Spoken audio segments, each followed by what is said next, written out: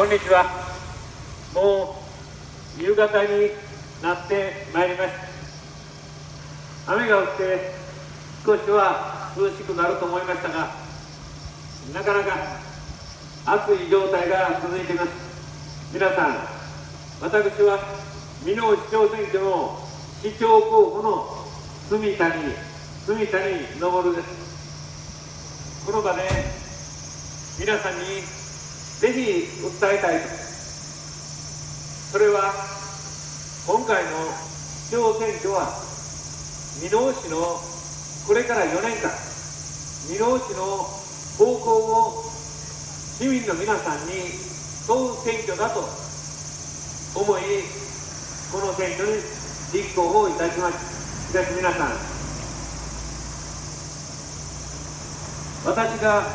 今回の選挙で住民サービスの充実と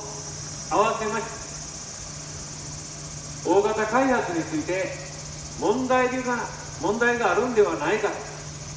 と訴えてきていますが、現職の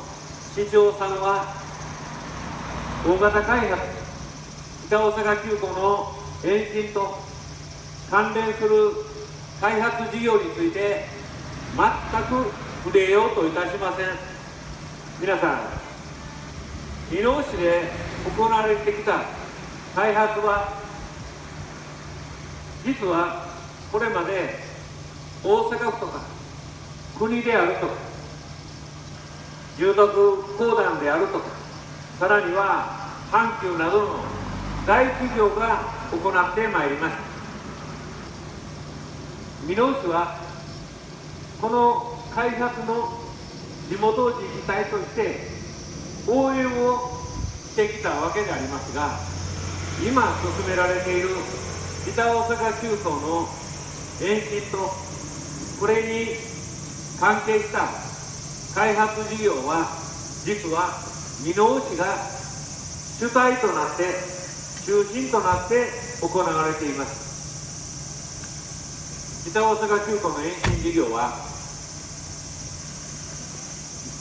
国、府、箕面市、そして北大阪急行、阪神と関係を持っていますが、中心的な任務は箕面市が担っています。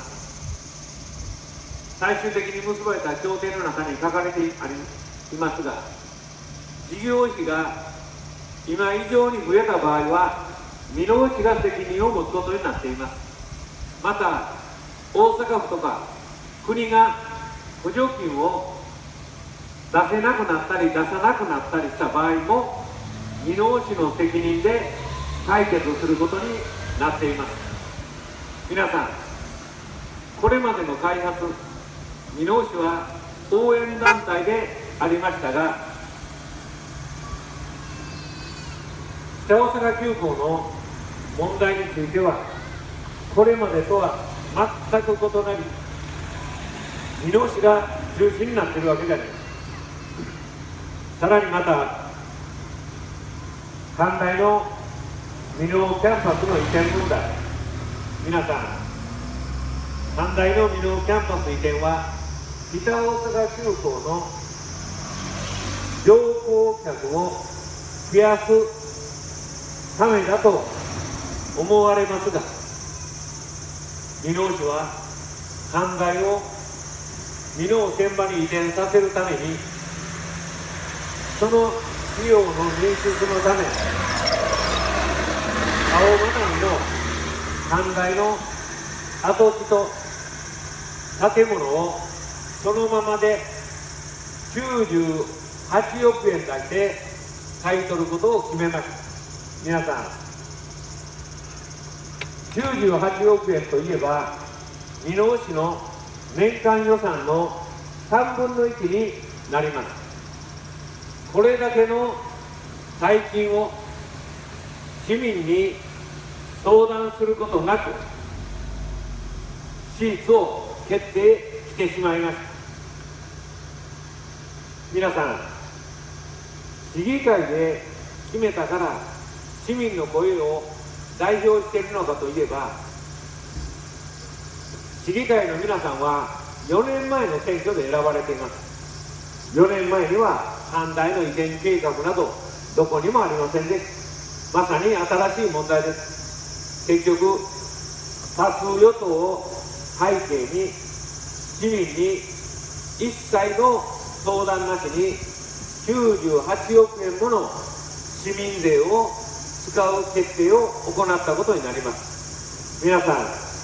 それ以外にもグリーンホールを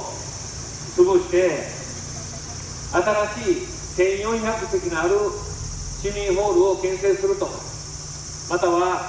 阪大のために図書館を建設する、文化施設を建設する。